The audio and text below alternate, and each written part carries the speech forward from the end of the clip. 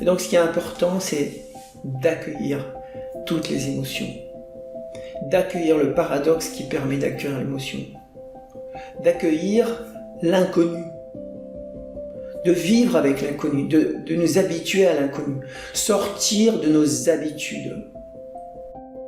Bonjour Gilles. Bonjour Agnès, bonjour à tous. Bonjour à tous, bienvenue au Réveil émotionnel. Le sujet aujourd'hui est sur la complexité de l'émotion. Pourquoi as-tu choisi ce thème, Gilles ? Parce que je suis amoureux de la complexité et de l'émotion. Et donc, assembler les deux, c'est un vrai challenge et c'est passionnant parce que nous vivons dans un monde qui est complexe. Pas compliqué, qui est complexe. Ça veut dire qu'il est agencé de manière complexe, d'une manière que nous n'imaginons pas quand on a une pensée cartésienne. Et donc ce sujet m'a parlé parce que, étant moi-même ingénieur et systémicien depuis à peu près une trentaine d'années, je me suis dit que ça serait intéressant d'aborder cette thématique pour la mettre au service de notre évolution, de ce qui peut nous aider à nous adapter à tous ces changements que nous vivons aujourd'hui. Et donc, alors c'est quoi la complexité de l'émotion ? Pour moi, c'est d'abord savoir où je veux aller. C'est adopter une vie où j'ai une direction. Et que cette direction, elle n'est pas juste une fois par an ou tous les 10 ans, elle est quotidienne.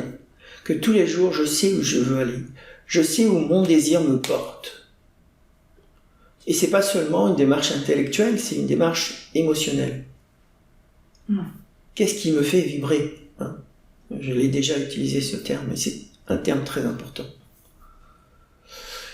Et donc, la complexité, c'est aussi une autre chose qui est très importante, qui est que nous sommes tout et l'inverse. C'est-à-dire que, si je prends l'émotion par exemple, nous pouvons ressentir de l'amour et de la haine en même temps. Et le problème, ce n'est pas, comme on le voit dans les trainings, dans les accompagnements, dans les coachings, le problème, ce n'est pas de ressentir de l'amour ou de ressentir de la haine. Le problème, c'est d'accepter de ressentir de l'amour et d'accepter de ressentir de la haine. Pourquoi ? Parce que si je rejette ma haine, si je la refoule, si je la cache, elle va se manifester d'une façon amplifiée. Et ça va donner des choses comme on peut voir dans l'actualité. Et donc l'idée, c'est de toujours rester conscient de ce que je ressens. Même si c'est une émotion qui n'est pas acceptée par notre société, même si c'est une émotion qui est jugée par notre société.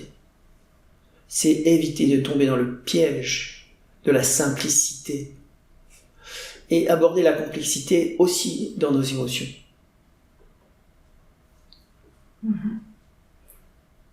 Et du coup, comment tu procèdes ? Une manière simple d'intégrer la complexité, c'est d'accepter le paradoxe. C'est d'accepter que tout n'est pas simple, qu'il existe des paradoxes dans la vie et que on peut être sombre et lumineux en même temps. On peut être dans le bien et dans le mal en même temps. On peut être vrai et faux en même temps. Que tout n'est pas cartésien. Que le monde est complexe. Et l'émotion aussi est complexe. Et la complexité nous aide à accueillir l'émotion telle qu'elle est, quelle que soit l'émotion que nous vivons. Parce que, je répète, le danger, ça n'est pas l'émotion, c'est le fait de juger nos émotions, c'est le fait de refouler nos émotions, même si on le fait inconsciemment, que notre société, elle nous encourage à le vivre, à ne pas le vivre plutôt. Est-ce que tu peux donner une situation, un exemple de situation où inconsciemment je rejette mon émotion alors que je suis convaincue d'avoir raison, par exemple, tu vois. Par exemple, je prends une situation, j'ai peur de traverser dans la rue parce qu'il y a des voitures qui vont très vite. Plutôt que de refouler cette peur, je vais l'écouter, je vais l'intégrer.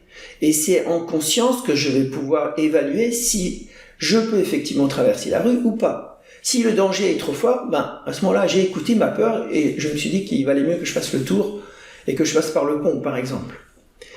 Alors que si j'écoute pas ma peur, je vais foncer et je peux me mettre en danger. D'accord. Donc c'est la conscience qui va décider et c'est pas l'émotion. Si je rejette l'émotion, si je l'accueille pas, alors je me mets en danger. Et la haine, c'est la même chose.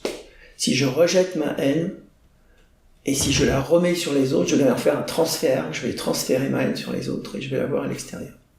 Et donc ce qui est important, c'est d'accueillir toutes les émotions, d'accueillir le paradoxe qui permet d'accueillir l'émotion, d'accueillir l'inconnu, de vivre avec l'inconnu, de nous habituer à l'inconnu, sortir de nos habitudes,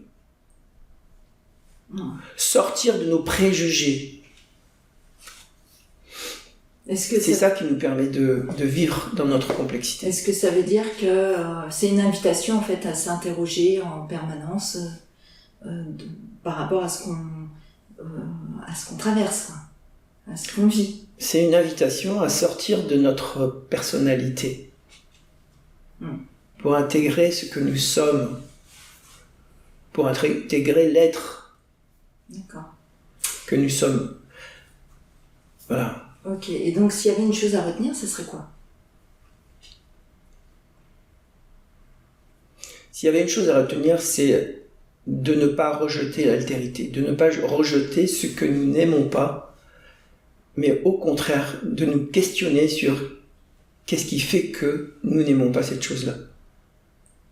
Et de faire remonter cette émotion de rejet, cette émotion de peur qui est derrière, pour la libérer, plutôt que d'essayer de changer l'extérieur. Ok. Et là, on a épousé, intégré la complexité. Merci Gilles. Merci. Si tu aimes cette vidéo et que tu veux nous encourager à continuer, nous t'invitons à t'abonner à la chaîne, à liker l'épisode et à laisser un commentaire pour nous donner ton avis. Tu peux aussi partager cette vidéo avec ton entourage si tu penses que ça peut les intéresser. Si tu as envie d'aller plus loin, Gilles propose des trainings et coachings en intelligence émotionnelle. Retrouve toutes les informations sur le site odyssemotion.com.